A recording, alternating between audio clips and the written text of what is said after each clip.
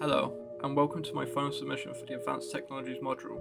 This video is going to be split into two parts, explaining each subject in depth. The first part is about my decision to choose cell shading when prompted from a client on different rendering techniques.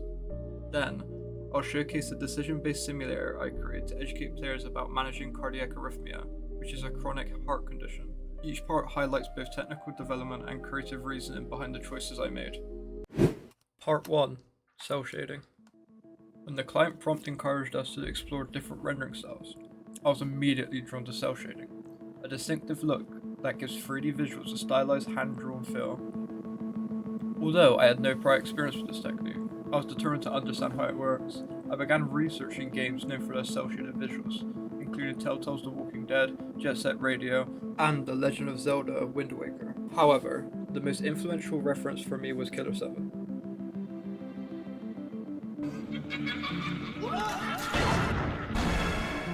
His bold, graphic style became the key inspiration and set the tone for all my future implementations. Technical research. Once I had a clear idea of the cel-shaded style I wanted to recreate, I began researching how to technically achieve it.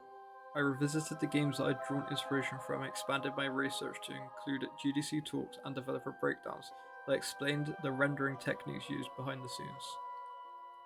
A key decision during this phase was choosing which game engine to use. After comparing options, I decided on Unreal Engine, as its powerful post-processing system and material editor offered more flexibility and visual control for the look I was aiming for. From there, I explored a range of tutorials and documentation on cel shading and Unreal, including how to build toon lighting, set up outline shaders, and adjust lighting for a stylized, flat shaded look. This hands-on research helped shape the technical direction of the project. Implementation. I started by creating two master materials in Unreal.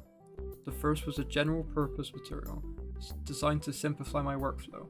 It focused on flat color palettes and removed surface roughness, which helped maintain a clean, stylized look across all assets. The second was the core of the visual style, my custom toon shader. This material was responsible for defining the project's unique aesthetic.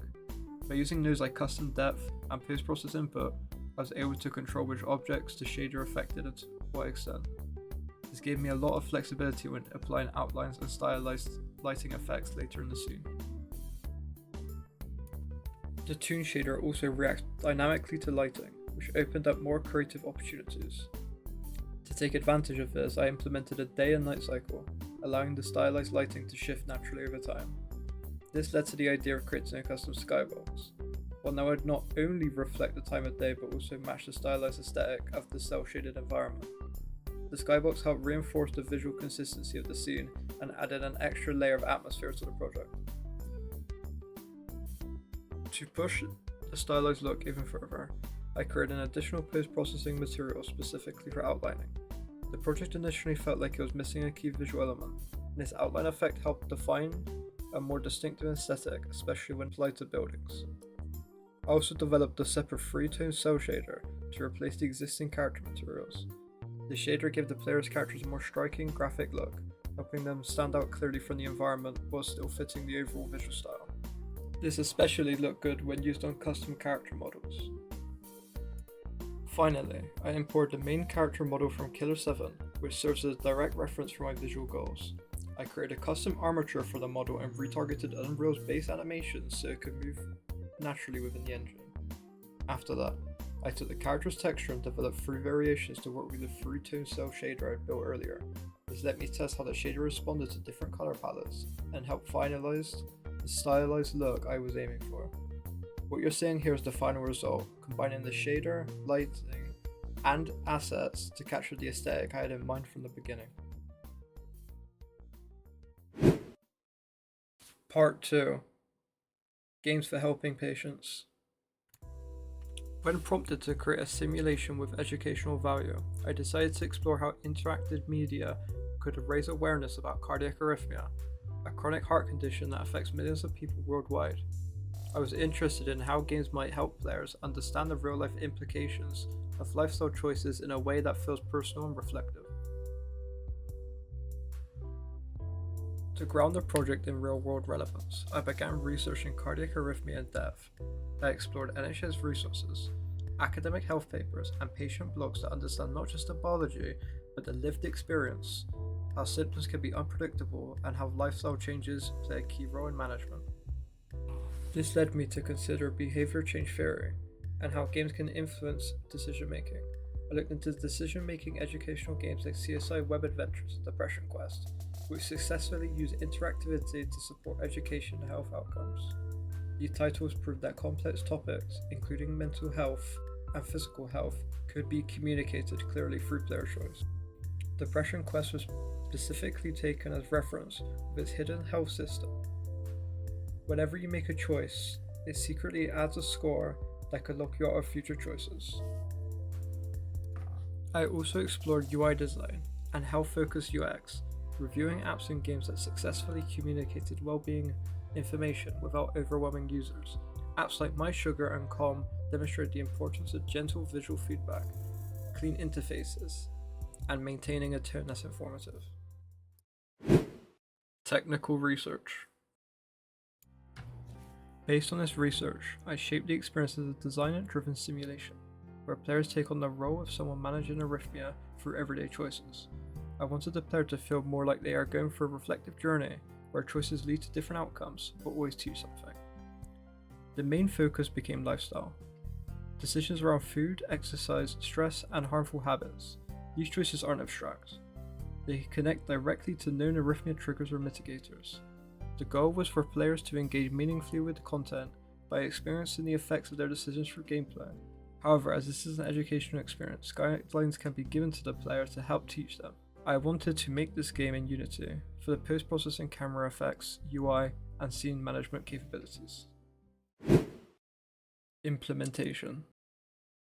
I also looked into how to visually represent health in a way that's both engaging and respectful. One idea that stood out to me was the use of diegetic elements, visual metaphors that are part of the world, not just the UI. This led to the decision to use the player's heart as a cursor, reflecting both the literal and symbolic role it plays in the simulation. Unity's post-processing effects like color grading and vignette were used to show symptoms. Paired with the dizziness filter, the player could start feeling the effects of the patient. This is also mirrored in the heart cursor. If the player experienced dizziness, so could your cursor, briefly losing control when trying to pick options. As mentioned previously, a hidden score is added to this project, but could be seen by how full the player's heart was.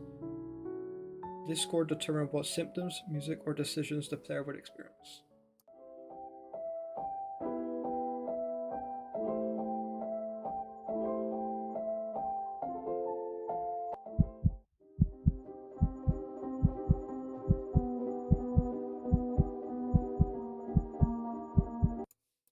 As you can see, there's a distinct difference between the two. This is also what a locked option looks like. This is the final result.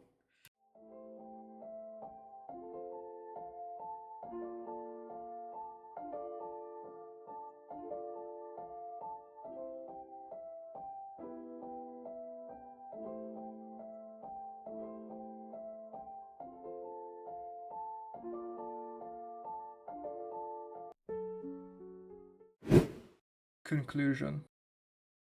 Both parts of this project demonstrate how creative and technical decisions are shaped by research, inspiration, and a clear understanding of the audience. Whether it is using cell shading to craft a distinctive visual identity, or building a simulation to communicate the challenges of living with a chronic condition, each outcome reflects a balance between style and purpose. Thank you for watching.